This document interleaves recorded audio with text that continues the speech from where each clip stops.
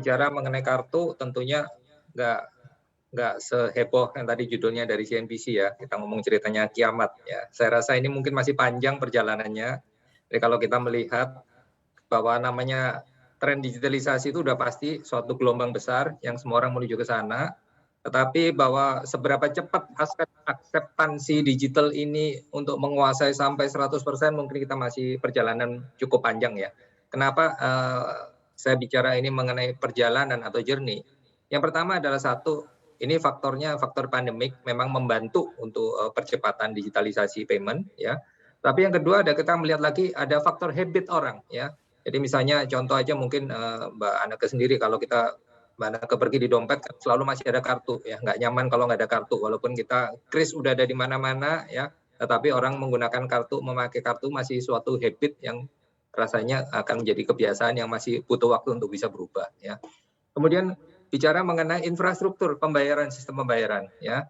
Jadi infrastruktur kalau kita belanja di mana-mana, purchase di retail, di situ masih tersedia edisi yang bisa menerima kartu, ada juga fasilitas krisnya. Jadi orang masih diberikan opsi. Jadi dengan adanya orang memberikan opsi ini tidak memaksa orang untuk berpindah ke digital. Jadi ini adalah proses untuk orang itu akan benar-benar bertransformasi, mentransformasi kebiasaannya juga untuk menggunakan pembayaran mekanisme yang digital.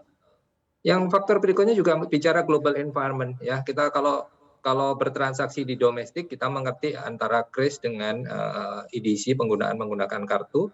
Tapi kalau kita ngomong global environment, interoperability penggunaan kris masih belum terjadi walaupun kita prosesnya sedang melakukan interoperability antar negara. Tapi kita melihat bahwa banyak negara yang masih menggunakan payment berdasarkan kartu. Jadi penggunaan untuk pembayaran internasional, penggunaan berbasis kartu masih sesuatu yang majority pada saat ini. Jadi ini kita melihat bahwa secara global pun juga akan menjadi faktor penentu transformasi digital ini bisa berjalan, payment digital bisa berjalan dengan cepat atau enggak ya.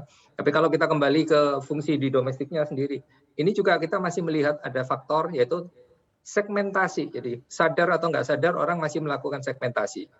Dari kapan menggunakan kartu kredit, kapan menggunakan kartu debit, kapan menggunakan pembayaran kris. Ya, jadi positioning sekarang saat ini kris, orang kalau kita melihat average transaksinya, ini angkanya lebih kecil dibandingkan debit maupun kartu kredit. Kalau kita ngomong kartu kredit mungkin di angka 800.000, secara average kartu debit 400.000.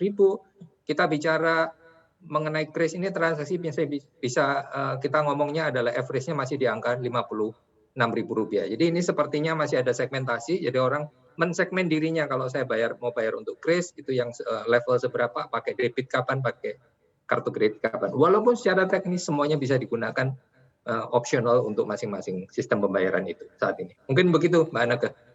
Baik Pak YB, dengan seluruh faktor yang tadi Anda sebutkan, Anda lihat perjalanan panjang sampai akhirnya bisa menggunakan digital 100% ini dibutuhkan berapa lama lagi Pak?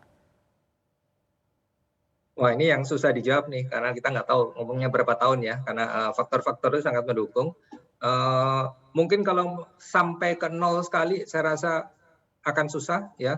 Mungkin kita ngebandinginnya aja, penggunaan internasional pasti akan lebih lama secara umum daripada penggunaan domestik. Domestik kita ngelihat satu-satunya negara yang berhasil mengkonvert, mungkin di regional ini adalah Cina ya, yang kita tahu di sana itu semuanya sangat digital, bahkan udah menghilangkan yang namanya faktor cash, uang cash pun tidak dipakai lagi di sana karena semua menggunakan digital payment. Tetapi kita melihat beberapa tahun belakangan ini it only happens in China ya, hanya terjadi di China ya. Karena saya rasa setiap negara itu mempunyai karakteristik masing-masing, demografi orangnya, habit orangnya, infrastruktur pembayaran. Ini faktor yang membuat kita tuh susah untuk bisa menentukan berapa lama kita bisa benar-benar menjadi 100%. Kalau kita perkirakan sih 100% agak susah tercapai, tapi going menjadi minimum itu sangat possible. Mungkin seperti itu.